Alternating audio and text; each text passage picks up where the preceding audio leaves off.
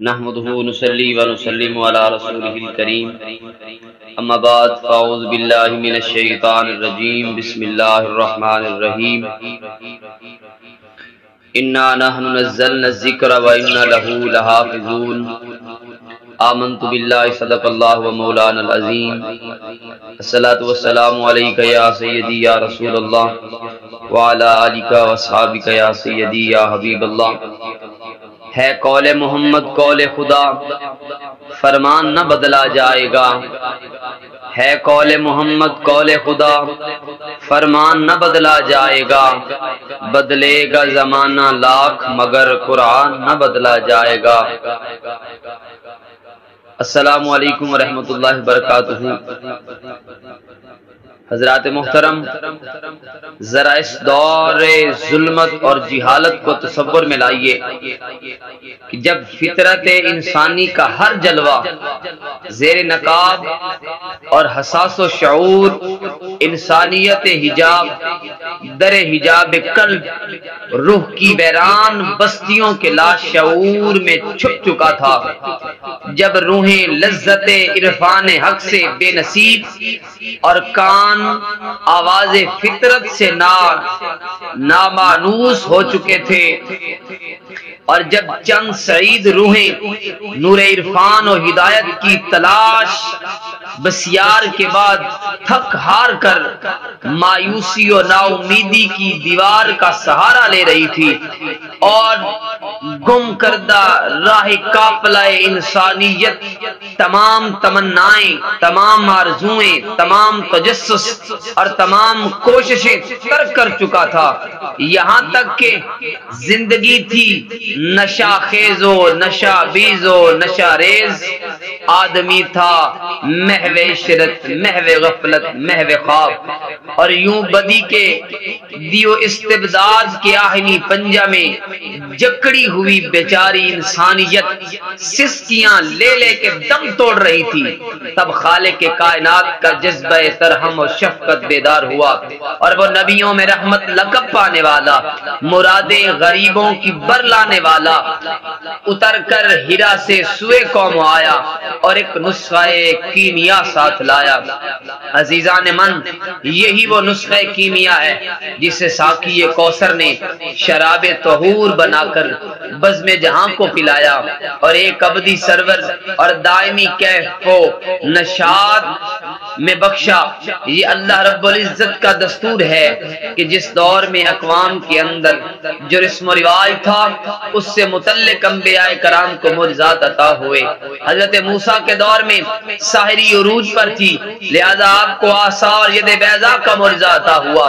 حضرت عیسیٰ کا دور طب و حکمت کا تھا، آپ کو اعجاز مسیحائی سے نوازا گیا۔ اسی طرح دیگر انبیاء کرام کو ان کی قوم کے مزاج اور روایات کے مطابق معجزات اللہ تبارک و تعالی نے عطا کیے۔ اب آگئی باری ہمارے پیارے آقا علیہ السلام کی، نبی آخر الزمان حضرت محمد مصطفیٰ صلی اللہ علیہ وآلہ وسلم جس قوم کی طرف مبعوث ہوئے اس کا سرمایہ زیست اور طرح امتیاز خطیبانہ فصاحت و بلاغت اور شعلہ بیانی تھی۔ اہل عرب کو اپنی زبان دانی پر اس قدر ناز تھا کہ وہ سب غیر عرب لوگوں کو اجمی یعنی گونگا کہتے تھے، اور جناب محترم انہی عرب کے لوگوں نے جب قرآن پاک کی فصاحت و بلاغت دیکھی تو انگلیاں دانتوں تلے داب لی، اور ان میں سے کوئی بھی سورہ کوثر کا جواب نہ لکھ سکا جو قرآن حکیم کی سب سے چھوٹی سورت ہے۔ حضرت عمر اور کئی دوسرے صحابہ کرام قرآن کریم سن کر حلقہ بگوش اسلام ہوئے۔ عزیزان من، قرآن مجید ایسی عظمت والی کتاب ہے جو ہدایت ہے، اس میں حکمت کے موتی جا بجا جڑے ہوئے ہیں، مختلف علوم کا ذکر ہے، اور جو باتیں قرآن نے 1400 سال پہلے بیان کی، سائنس آج ان کی تصدیق کر رہی ہے، اور یہ قرآن حکیم کا ہی اعجاز ہے کہ 1400 سال گزر چکے ہیں اور قرآن پاک زیر زبر کی تبدیلی سے بھی محفوظ ہے۔ یہ آج بھی اسی شکل میں ہے جس میں حضور اکرم صلی اللہ علیہ وآلہ وسلم پر نازل ہوا، اور ایسا کیوں نہ ہو کہ اس کی حفاظت کا ذمہ تو خود رب کائنات نے لیا ہے۔ وہ خود فرماتا ہے انا نحن نزلنا الذکر وانا لہ لحافظون، کہ ہم ہی اسے نازل کرتے ہیں اور ہم ہی اس کی حفاظت کریں گے۔ میرے عزیزو، میرے دوستو، قرآن رشد و ہدایت، فلاح و اصلاح کا عظیم خزانہ ہے جو ہر دور اور ہر زمانہ کی رہنمائی اور بھلائی کے لیے نازل کیا گیا۔ قرآن حکیم کی تعلیمات کو جب نگزار عرب کے بدو اور بکریاں چرانے والوں نے اپنایا تو ایک قلیل عرصہ میں دنیا کے امام بن گئے، اور آج اس کتاب کے حامل مسلمان ایک خدا، ایک رسول، ایک کتاب کو ماننے والے پوری دنیا میں خوار رہے۔ کیوں؟ اس کی وجہ کیا ہے؟